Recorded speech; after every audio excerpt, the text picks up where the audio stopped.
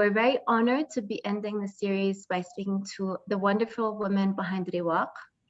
Riwaq is a center that was founded in 1991 in Palestine, and its founders include Dr. Suad Al-Amiri. Riwaq works on architectural conservation and protecting the cultural heritage in Palestine, and they're currently working on the women's campaign that focuses on restoring buildings for women's associations and social initiatives throughout Palestine. So I'll hand over to Lara to introduce the speakers that we're hosting today. Thank you, Farah. Thank you, everyone, for joining. We're very happy to have Riwaq with us today, and it's an honor for me to be introducing such inspiring and strong women and to be in the same virtual room. Shatha Safi is the director of Riwaq. She joined in 2008. She received her bachelor's degree in architectural engineering from Birzeit University and her master's degree in world heritage and cultural projects for development from ITILO in Italy. Hiba Omari joined Riwaq in 2019 as a development officer. She received her bachelor's in journalism and political science from Birzeit University and her master's degree in media, art, and performance studies from Utrecht University in the Netherlands. Samia Halabi is an artist, activist, scholar, and ambassador of Riwaq. Samia has lived in the US since the 50s, but remains involved and connected to her homeland of Palestine and the people there. Thank you so much for joining us today. Shatha, on to you. Thank you, Laura. Thank you, Farah. Thank you, the Majlis New York. We're really proud and honored to be here with you virtually. And we hope one day soon we'll be with you physically, either in the US or in Palestine. We're super proud also to have Samia Halabi with us. And as one of Riwaq's ambassadors, we're really proud of her as an artist, as a person, and we're thrilled that she's here with us. I'm going to start by sharing my screen. And I'm also excited to see some of the names of people that I know and met earlier, and friends of Riwaq and friends of Suad. So I'm really excited. This is Riwaq, and I'm very proud to be introducing Riwaq to you. I was a bit nervous about this talk because we have had a series of presentations earlier. We have also presented Riwaq in Columbia Center in New York back in September 2019. And we also had the US webinar 3 months ago. So I felt I don't want people to get bored with this presentation. I tried to change my hair, have different earrings, change the visuals. But yesterday I ran into a TED talk by a Nigerian writer and a storyteller. And she talks majorly about the danger of a single story of Mexicans as illegal immigrants at the US borders, a single story of Africa as one country in the sub-Sahara with beautiful landscapes, beautiful animals, and people who die from poverty and AIDS, and in need for a kind white man to save them. The single story also of Palestinians as either the victims or the terrorists. So I really realized that this presentation, although I'm doing over and over again, is really important because it has it's the opposite of a single story concept. It has the many stories and narrative of Palestinians. It has the story of the beautiful cultural heritage and the people behind it. It has the stories of people, how they lived in Palestine and still living in it. It has the story and narratives of Palestinians as ordinary people who dream and would like to change and would love to live. This is the one example of the stories that we face on a daily basis and have narratives of. These are different kinds of doorknobs, traditional doorknobs. And each doorknob has a story and different tastes of different people's lives and handicrafts and know-how. And of course, the story of Riwaq, an inspiring place with windows of hope and attempt to change and live. Riwaq was founded in 1991 by a group of amazing people Among them is Suad Al-Amiri, the Palestinian writer and architect. And this is Riwaq's team who continues to dream, to create, to lead, and to try to change.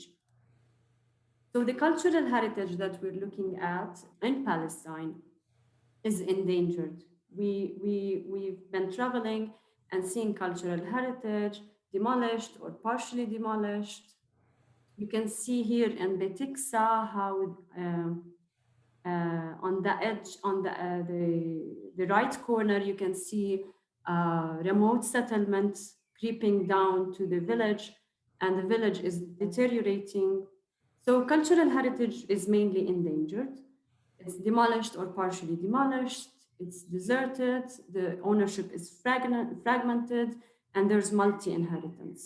And we also face main challenges with our dream to protect cultural heritage because there's no legal protection. The law has been ratified in May 2018 and is still in progress. There's no local funding, limited resources, massive urban pressure towards demolishing historic buildings and historic centers. There's also the limited awareness and local buy-in. And eventually, we're losing the know-how behind cultural heritage.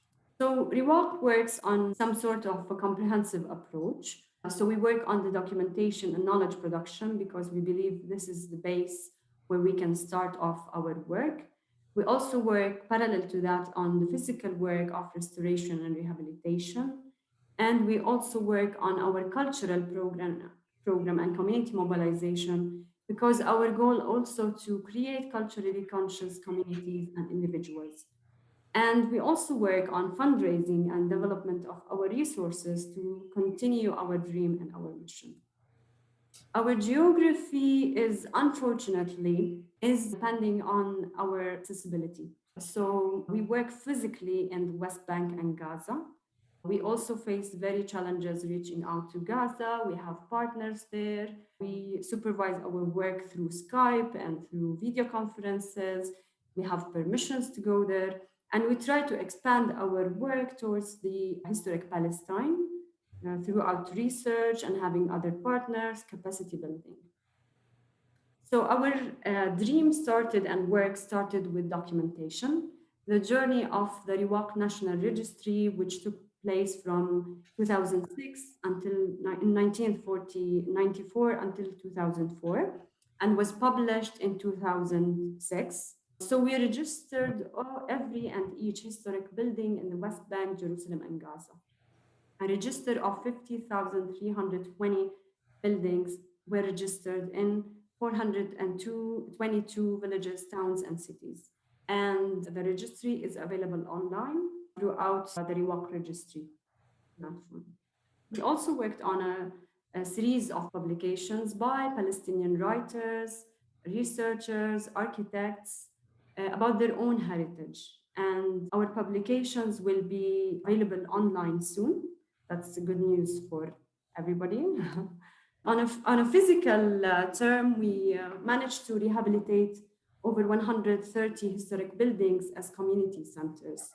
So these centers were sort of setting examples for adaptive reuse because people need to see examples, need to believe that they can use their historic centers, they can use their historic buildings after renovation. And they also tend to create jobs through conservation. They also tend to have capacity building on traditional know-how and creating alternative cultural infrastructure in the rural. We believe that the rural, although it's neglected, is very rich. It has the crafts, it has the agriculture, it has the community-based organizations. So we worked on a daily basis with workers, with laborers, with craftsmen. We tried also to have trainings, intensive trainings throughout our work.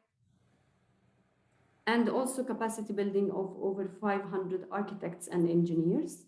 So we have an internship program where we work on case studies, on projects, on site visits with them. And the magical transformation of historic buildings throughout the adaptive reuse was really effective because we set examples. So this is Jama'in. This was before renovation. And after renovation, it serves as a community center for youth and for women. The community also has their weddings in the castle. This is in a Taiba near Ramallah. This is before renovation. And after renovation, it has become a community center and a children playground. This is a museum, a local museum in Asira Shamaliya near Nablus. This is before renovation, and this is after renovation. The municipality has different approaches of the museum by storytelling, showcasing some of their items and their heritage icons or items. This is in Brooklyn, also a community center. So this is after renovation. And this is our residency space in Birzeit. It hosts architects, writers, researchers, artists who would like to spend time in Palestine and do some work. After the renovation, the places we renovate become livable places, full of energy, full of people. This is in Gaza, Al-Khadr, and it's a children's library. You can see it here also, how people enjoy the restored heritage. This is in Al-Jib, storytelling activity for kids. 70% of our work, and Hiba will talk more about it, is for women organizations. Women organizations have been throughout the years that Riwaq worked in success stories. Women managed to respond to local needs, to produce whatever challenges they face. This is in Salfit, an elderly women organization. This is in Sabastia, a women organization that works on food production, but also as a hostel, because Sabastia is well known in the tourism trail. And this is one of Ramadan iftars in Sabastia, where the women cook and we go and enjoy music and enjoy the iftar. This is also another very nice example of the Ghassani Women Association, where they had a project of planting mushrooms in one of the rooms, using the humidity and the darkness of the room. So this is after renovation. And this is one of the success stories that we're also sharing in the women campaign we're doing this month in Rafat. They work with people with disabilities, they work on food production. And this is also in Sebastia. You can see the interior spaces and how beautiful they are after renovation. This is also a kitchen for a women organization in Asira Shamaliya. So we were working with this sort of base on the single restoration of buildings in the villages, but time was passing and we did not have any sort of protection. So we're losing more and more. We restore on one side, but we lose on the other side. And sometimes we lose on a massive scale. So we decided to focus strategically on the 50 most significant historic centers and work on a village scale with a parallel program called the 50 Village Program. By doing so, by protecting and rehabilitating 50 historic centers, we'll be protecting 50% of cultural heritage in Palestine. So this was the dream of Riwaq since 2006. And today we're in village number 20. So the historic center, by approaching a village project, we approach the whole village. We work on infrastructure, on providing spaces for organizations, but also children playgrounds, housing. So we work on a village scale. We also work on research and how to rehabilitate and bring life back to the historic center and respect its authenticity and oral history. So this is Aibwain, one of the villages we worked in. And this is Aibwain before the preventive conservation. We work on a first phase of preventive conservation. This phase allows us and the community to imagine what they can use their historic center after renovation. This is also in Asira Shamaliya, no, in Rantis, sorry, near Ramallah. So you can see the alleys are back again, the historic center, the historic fabric is defined, and this is in Dahriya. And after the rehabilitation process, we try to bring life back throughout the adaptive reuse of its spaces by its communities. Also children playground, and this is where our relationship also with Mecca. Hiba will talk about it more, very successful story that we're proud of. And also housing through Aune or reciprocity, where we partnership with the owners, and we provide material, they provide labor. So instead of doing one house, we can do 2 or 3. So we also could provide safe and warm spaces for Palestinian families to come back to their heritage, to their houses, and live in them.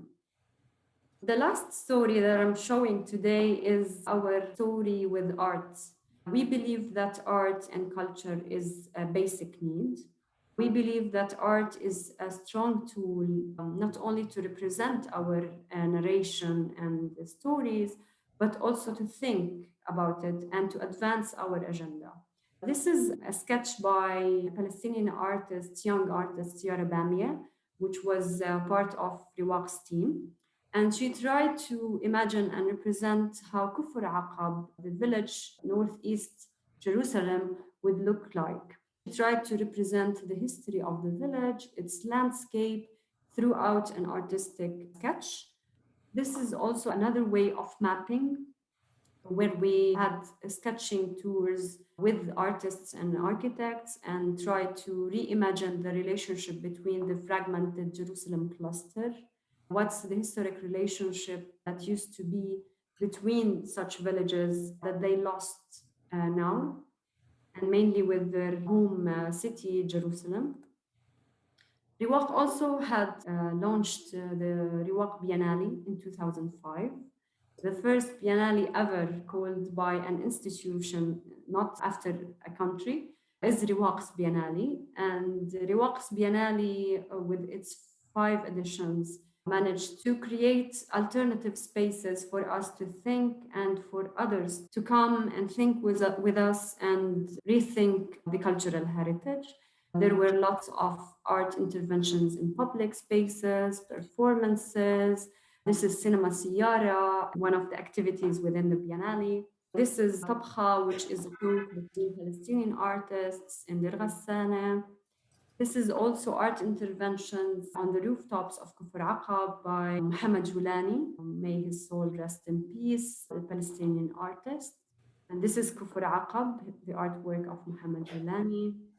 This is also our participation in September 2019 in the Chicago Architecture Biennale, where we tried to reimagine the 50 villages throughout the exhibition of digital flowers. And it also was exhibited in the Biennale in 2020. So more than Riwaq, what it tries to do is to create beautiful spaces for people to live. We also try to weave colorful threads into people's lives and give them more options through their cultural heritage to create challenge and change.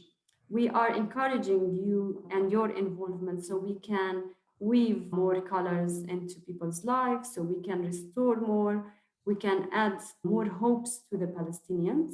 I will leave it now to Hiba to continue the presentation, and thank you. Thank you so much, Shatha, and thank you everyone for joining. My name is Hiba Omari. I'm the Development Officer at Riwaq, and I'm very happy to join the Majlis alongside Shatha to highlight Riwaq's work. I would really like to thank Lara and Farah for organizing this healing series. I hope that Riwaq can be a space for healing as well for Palestinians and everyone. And I'm also, of course, very thrilled to have artist Samia Halabi, who I'm a big fan of, to be part of this talk. So today I'm going to talk about the financial aspects of Riwaq. Many people ask, and I think someone from in the chat box also asked about who supports the projects and funds them, and also ways of supporting Riwaq. Riwaq's projects are funded mostly by 3 parties. The first one is the international grants. The second one is the Arab Fund for Economic and Social Development. And the third one is by the generous contributions of individuals in Palestine and abroad. We consider individuals as our backbone, as Riwaq believes in the importance of building a culturally conscious community that encourages and supports the preservation of cultural heritage in Palestine. These donors have also released us a lot from the pressures and conditions of oriented funds and grants.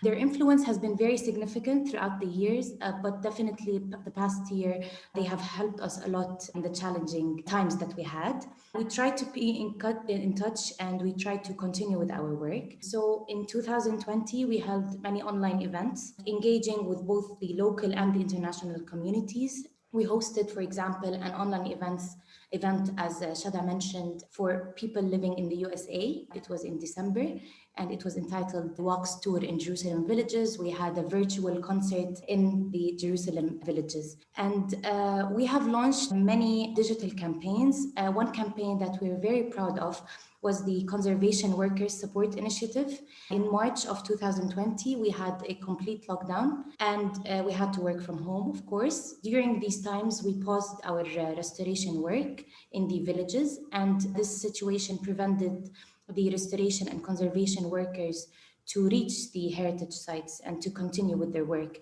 It also has prevented them to get their daily income. So we launched an initiative to raise donations for these workers, at least for the next 2 months when we had to be at home. And with the generosity of many donors and actually some of the individuals who are watching this talk right now, with their generosity, we were able to support more than 30 workers and their families for 2 months, and we managed to raise over $30,000. The second very important campaign which we have right now is the Women's Campaign. We are trying to raise funds to support the restoration of historic buildings to be used by women associations. As Shada mentioned, we are very proud of all the women associations who have used the restored spaces for their initiatives, for their business initiatives, and also they bring so much safe space to women, especially, and girls. So we dedicated the month of March to highlight the success stories from women associations who benefit from the restored spaces. And we're also very proud that artist Samia Halabi, who's a supporter of women, of course, is our ambassador for this campaign and one of our main supporters for this campaign.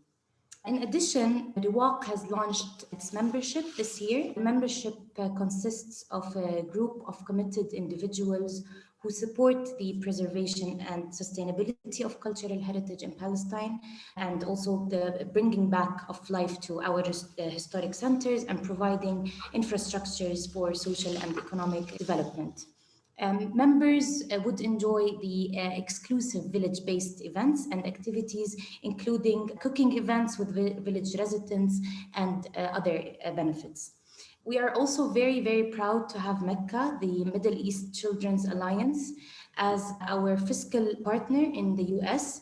Mecca is one of our main supporters, and our relationship with it focuses on the rehabilitation of playgrounds and creating safe spaces for children, for girls in the historic centers. So to mention back again, there are so many ways to support Riwaq, especially in these difficult times, either through Mecca, which is tax deductible, or through our online donation link. By becoming members, of course, you get to support Riwaq, but also be part of our family and have many benefits and learn more about cultural heritage in Palestine. And of course, we always invite people to spread the word about Riwaq through their social media platforms. Thank you. Thank you so much, Shada and Hiba, for this great presentation. Shada, I've seen your other presentations, so I must say it's never boring hearing about all the work that you do because there's so much to cover. I always learn something new. Thank you for this amazing work. You mentioned that you work on a village as a whole. How do you choose which villages and which buildings to work on? We have the first thing that we have the registry as a base, because we target the villages who has highest numbers of historic buildings still existing and intact, so we can work with them. The other thing is that we also focus on the local partners, so there's always potential of local village councils, local organizations that can occupy and later on work on the village. So this is another potential. You also, one of the criteria is looking at cross-cutting sectors. So for example, sometimes the village has potential in agriculture, such as Hajjah, who has the Okra Fest, such as Dahriya, which has on the traditional trading route.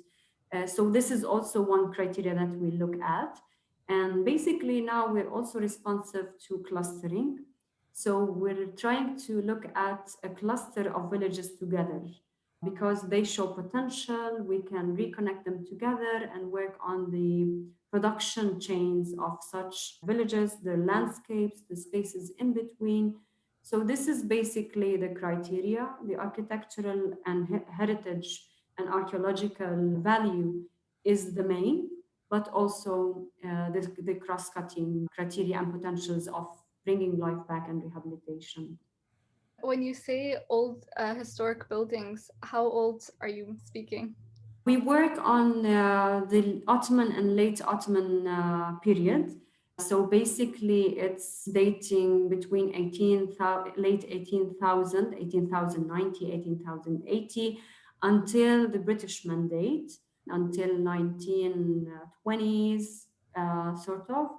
Because this is the heritage where we call it not archaeology, where we can adaptively reuse it. Archaeology is another thing that the ministry has to do, and it's very sensitive to work with archaeology.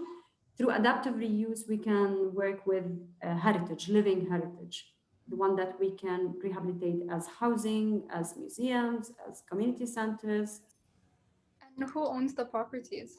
They are privately owned, and basically they're also fragmented.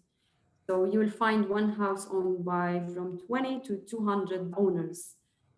So basically, we have some sort of agreements to use the buildings for 15 years in return of the restoration works, and then it's coming back to the owners.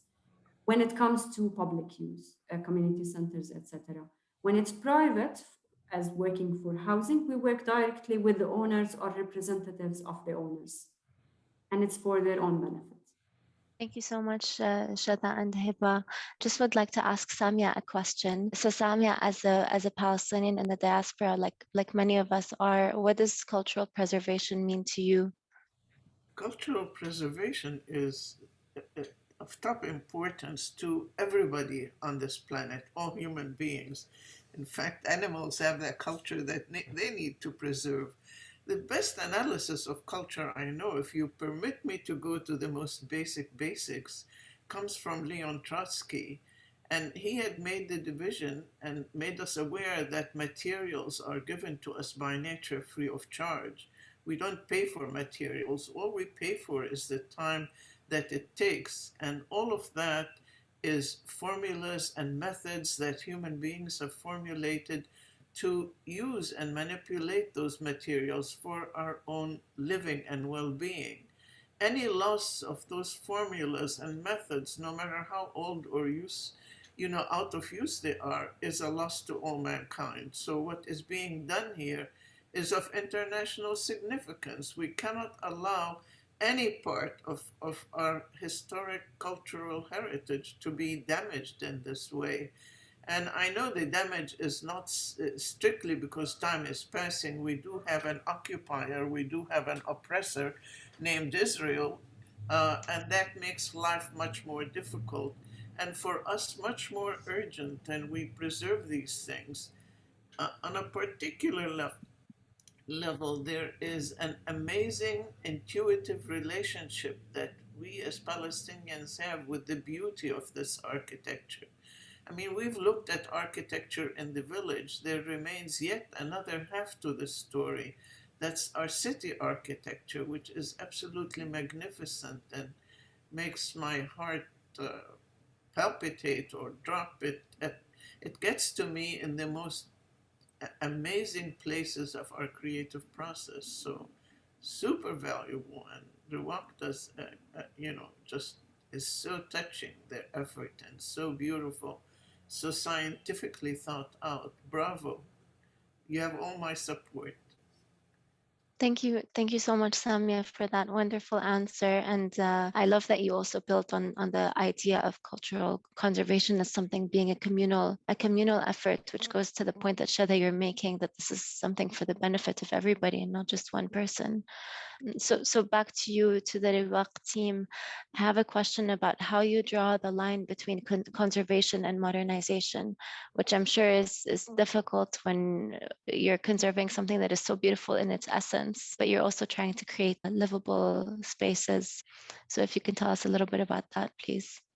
We work on basically on adaptive reuse, while still we try at our utmost effort to also preserve and be ethically respectful to the authenticity of the building. The documentation process is one key and major point that we work on. So we work for months on the documentation, on understanding the techniques, and our conservation techniques came from different platforms.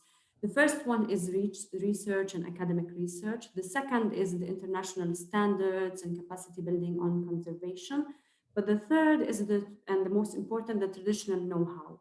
So we work within the traditional know-how. We tend to understand the elements before designing, but we also, through adaptive reuse, we provide the places after restoration with the modern needs, because we really understand the needs of the communities to have internet, to have electricity, to have decent services within the restored buildings.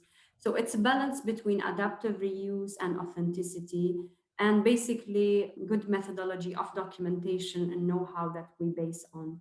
That's amazing. And it's great to think of the purpose of the house as well, beyond just the aesthetic of it. You mentioned the traditional know-how and traditional skills of the building.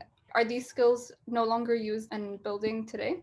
Many of them are lost because we're now importing not only material, but importing also mindsets and importing with globalization. So basically, the modern houses are more of curtain walls, of concrete, and they don't have the thermal comfort, they don't have the sustainability, they don't really sustain to the environment. So we're losing that. So by adaptive reuse, we're trying also to set examples of how our traditional knowledge can respond to the environment, the place that we work, creating jobs for Palestinians and our economic sustainability.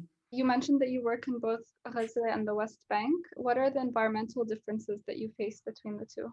There are huge differences because Gaza is another place, not only because it's on the sea and they have sand, stone, but also because recently and during out the years of the occupation and the siege on Gaza, not every and all material can enter to Gaza. So we had to deal also what options do we have there within the context. But we also are very appreciative to Gaza people because they are I don't know how to call them. They are our heroes, our Palestinian heroes, because they create, they tend to create and resist and continue to work. And they know what they do. So we partnership with people in Gaza. We have Iwan as our main partner, and we do capacity building. And we had also the research on Gaza, on the stone, on the different use of material, and we work accordingly. And I'm sure I have noticed that Yusuf is here. He is our architect, and he worked for years in Gaza projects throughout Skype, throughout a visit every 10 months. So that's the way we work in Gaza. Thank you, Shatha.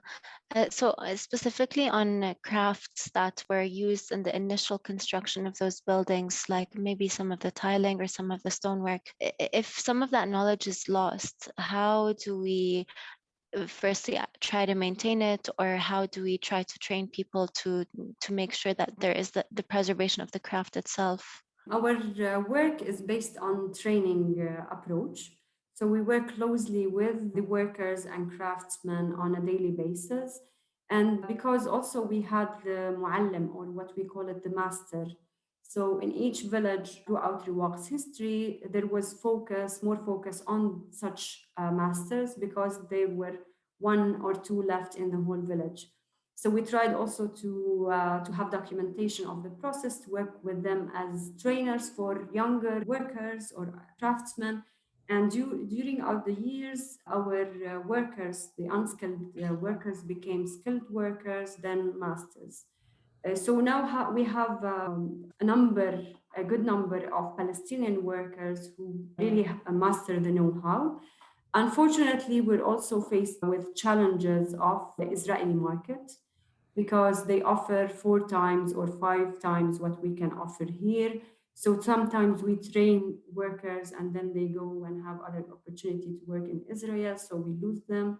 But this is the cycle where we continue to train. Thank you, Shatha. I'm going to read one of the questions from Alit Raikart, who asks, how does Riwaq address the challenges of preservation while population growth and the occupation's restrictions on construction create pressures to build new structures? So yeah, thinking potentially about the settlements in the West Bank, for instance. Yes, this is one of the main challenges that we face because what we have available for the Palestinians to build on is basically the Area A and Area B. Area C, which is over 70% of the West Bank and Gaza, we can't build on, we can't expand.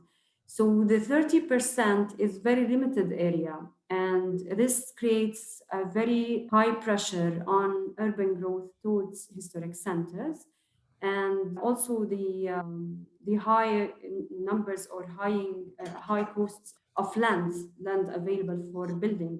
So what we try to do and we've been struggling to do is firstly the legal framework. We have worked for years with the Ministry of Antiquities and Tourism on placing at least a heritage law that protects cultural heritage. In 2018, there was a ratification of the law that protects anything before 1917, dated before 1917. And we're still struggling with the implementation of the law, but this is one side. On the other side, we're also working closely with the village councils and municipalities on protection plans of their heritage sites. And also on the other side, we're working on the restoration. We have discovered that none of the buildings that we physically restored was demolished. So this was another protection sort of method. It's a struggle, to be honest. I'm sure it's a struggle on many fronts. I'm very interested in the law that was passed on the pre-1917, and asking this as a lawyer as well. So is there any way to get more international support, for instance, some sort of acknowledgement by UNESCO to back that law and its implementation in Palestine? Actually, the law was, we worked on it for many years, for 10 years or so. And there was never an intention by the ministry to really ratify the law until Palestine was a state member. So there was this sort of pressure by the United Nations that if you want to maintain your chair or your position, you need also to have more of a legal framework towards cultural heritage, towards human rights, etc. So that was the pressure. But the implementation is really based on resources. The resources available for the Ministry of Tourism and Antiquities and the capacities are really not helping to advance its implementation. So that's the sort of pressure by providing more resources and capacities within the ministry to implement the law. But on a legal framework, the paper, the ratification is there. And on the other side, there are lots of illegal practices by Israel towards cultural heritage in Palestine, but also in general. So, and that's maybe where the UNESCO or the international parties should also take place or take position to. That's so interesting. And I imagine that it's so hard to implement these laws, and I'm sure that so many of them are just overlooked. But when you're dealing with renovating houses and applying for permits or whatever is needed, Are you dealing with the occupying authorities or are you dealing with Palestinian authorities? In the West Bank and Gaza, we're dealing with the Palestinian Authority, and with in Gaza differently and here differently. And previously, we also used to work in Jerusalem. Did you stop working in Jerusalem? Because of the physically inability to access. But it's also worth mentioning that Riwaq is not alone in this sector. There's also the Ta'awun, the Welfare Association, working in the cities of Nablus and Jerusalem. There's also the Rehabilitation Center, Hebron Rehabilitation Center, working on the Hebron city. And there's also the Cultural Preservation Center, CCHP, working in Bethlehem, the city. So that's also why we're complementing the work and the efforts by working on the rural. Okay. And can you work on villages or buildings that are inside the Green Line? Not really, not physically, but we're working on capacity building throughout groups and initiatives that work in the 48 lands or occupied Palestine. Samia, I have a question for you. You've been influenced a lot by architecture and art that you've seen on your trips to the Middle East, and specifically the trip that you had into Jerusalem in the 60s. Can you tell us how that inspired your Dome of the Rock series of the 80s? That trip was very influential. I also visited architecture in Turkey and many other places, and Damascus particularly.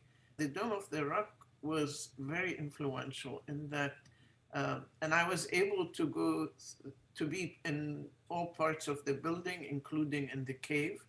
That was a more recent trip, but how it influenced me was, first of all, an incredible love of what I saw, and then a disappointment at how little historically in the world of in the realm of art is written about these about all of the panels that are the visual panels in all of the, especially the mosques and private buildings, of course, of wealth, and visiting the Topkapi.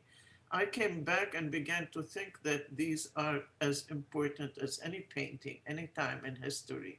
It's just that they're not seen as paintings.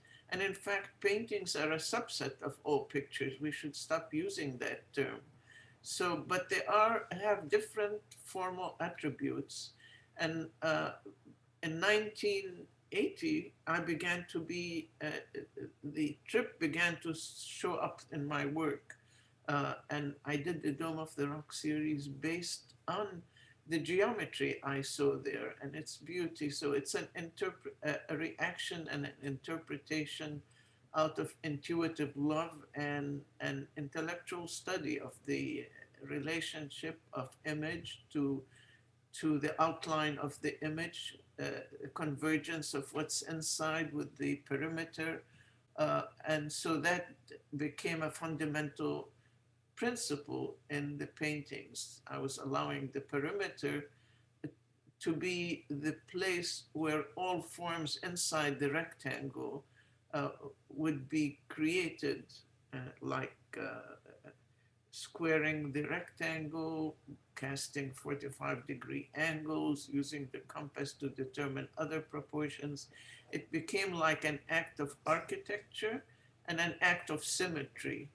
And then I filled the areas based on inspiration of the inlaid marble and the inlaid the wood and mother of pearl in the ceilings and in the many ceiling paintings, which is another subject I'm sure Riwaq is aware of, the hand-painted ceilings of many Palestinian homes and public buildings. So that was the story, very important in my development. Thank you, Samia, for sharing that. If I'm not mistaken, I think the print behind Sheba is from that series or right before it. Just about that time, yeah. Thanks for pointing it out. I have a question for Riwaq. So do you know in advance what organizations are going to use the space that you're renovating? We get applications regularly all the time by organizations.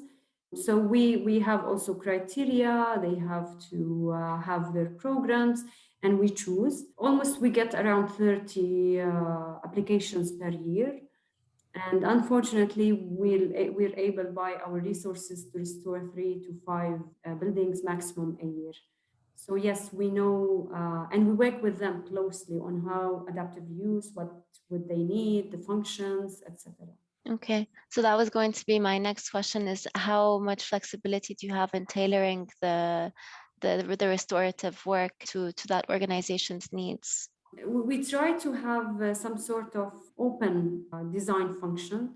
So the function is flexible. It's not quite, we have many multi-purpose rooms where they can have workshops or can, through furniture, have it into offices. And we also take into consideration that the building after 15 years will get back to its owners. So we don't do dramatic changes in the building, and we try to adapt to their needs, but also to what we have within the building. So if I enter a building that or a space that Riwaq has worked on, what would you want the person entering that space to feel? What kind of sort of feeling do you try to foster in the work that you do? First of all, you have to sense the authenticity. So the authentic elements you'll sense, and this is the initial feeling that you have, is the history of the authentic pieces of the building throughout its cabinets, its door, its original tiling. And then also you have to feel the warmth of the space, and it's welcoming you to use it to. Now we're offering a space in Qalandiya for rent, and we're doing the opposite. We're doing the full renovation, and then we're giving it for rent. And it's also a way of bringing more income to to Riwaq. So that's the sense that we're getting. People are astonished. They would like to stay more. They feel the warmth of the space. And also the thermal comfort. You feel always that it's warm in the winter and cold in the summer. And this is one crucial thing that we try to emphasize. I may add, Shada, I think also one important thing is that when you enter a building, I guess you will have to question perhaps or ask more about its history. When you look at the tiles, maybe you would want to know more about it. If you see any type of architectural element, you would want to ask more about the history of the village and of how people used to live. So it's also a way of like going back to the past and also reliving it, perhaps in a more modern way. That sounds amazing, and I hope to get to see one of these houses one day. I think you mentioned preventative preservation. Can you tell us what that is? Preventive conservation is a method where we invest less money if we have less, and we don't do the full renovation, but we try to do the protective renovation from outside, the protection from water getting inside. So we do the building from outside. So it's kept another 50 years safe and from demolition and from deterioration until we have a proper function and proper resources to restore it. And basically, we apply it when we have large scale of village and we need to invest more time and resources to do the rehabilitation. I have a quick comment. The doorknobs that you mentioned in the beginning were so beautiful and they're so striking. I feel like we don't see that kind of doorknobs made anymore today. Are there any other elements that you saw that were just really surprising to you? Yes, we have the doors, are especially the windows, the tiling. We have the interior cabinets, and we have the khawabi. The khawabi are the elements made of mud by women for restoring crops. So they restore in it like this one. And I was looking throughout like the one for the mushroom house, this one. So this is the khabia, which women used to do by their own hands with mud, and they used to restore the crops. So they put the crops, the wheat and the other crops, the corns, etc.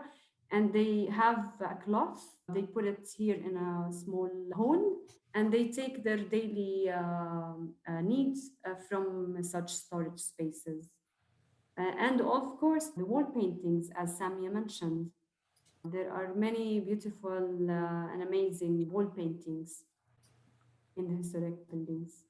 Thank you so much. And thank you for sharing all of this amazing information and content.